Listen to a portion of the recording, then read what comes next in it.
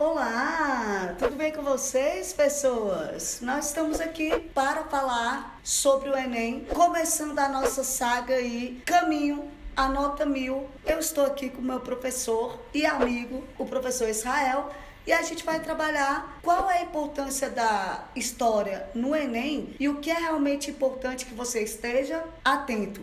Então sejam todos bem-vindos para o De Frente com Fabi. Professor Israel, tudo bem com você?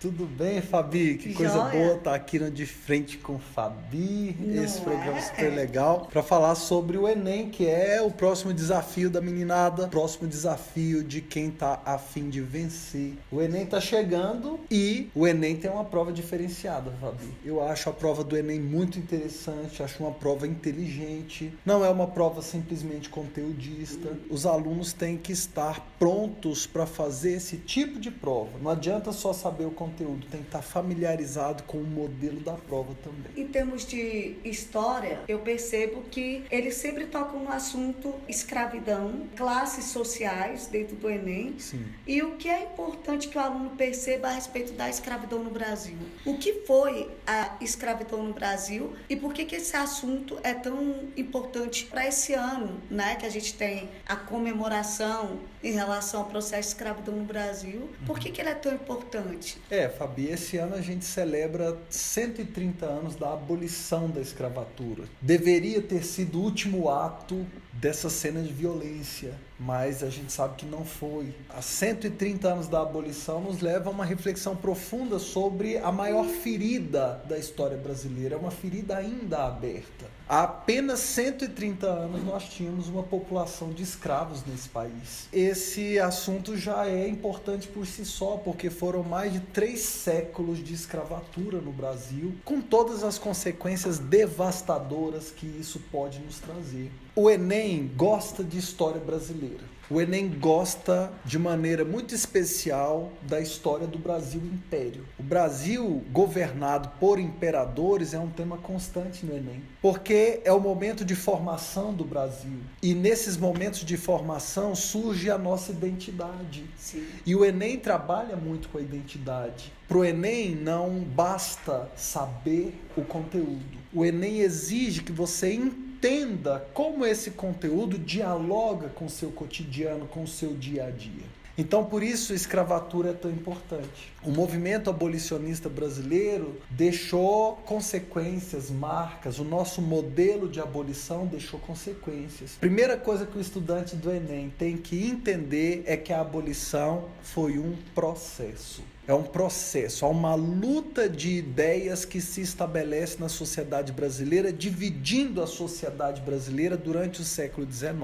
Fabi, na primeira metade do século XIX, o nosso continente americano foi marcado por uma violenta revolução escrava que libertou o Haiti. E o Haiti passou a ser governado pelos negros ex-escravos. E o Haiti adotou um modelo com um imperador negro.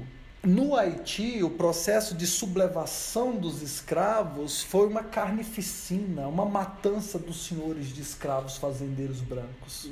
Toda a América ficou em estado de alerta com a Revolução Haitiana e o Brasil também. A primeira metade do século XIX é marcada pelos fortes movimentos de resistência negras. Esses movimentos de resistência demonstraram que os negros nunca foram passivos no processo de escravidão. Os negros lutaram. Se você pegar, por exemplo, na década de 1830, quando o Brasil viveu o período regencial, que é um período marcante de instabilidade, quando o Brasil viveu vários processos de divisão territorial, secção, o Brasil virou 6 países nessa época, Fabi. O Brasil se dividiu em 6 países diferentes, independentes uns dos outros, na década de 1830. Nesse período de profunda desestabilização política, nós vamos ter várias revoltas de escravos. 2 delas ficam famosas. Uma, a revolta de Malês, em Salvador, na Bahia, em 1835.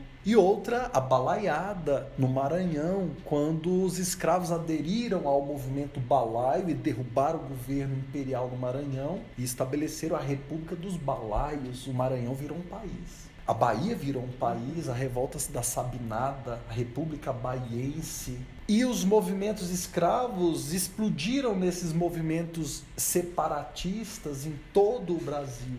Até na Farroupilha, no Rio Grande do Sul, havia um componente de escravos. O Rio Grande do Sul também virou um país independente, Exato. República de Piratini. Em Santa Catarina também, República Juliana. No Pará também, República dos Cabanos. Então, o Brasil convulsionou-se nessa época e as lutas escravas estavam no centro dessa convulsão política. Ouvia-se nas fazendas brasileiras, Fabi, a notícia de que os escravos na senzala estavam debatendo a Revolução Haitiana.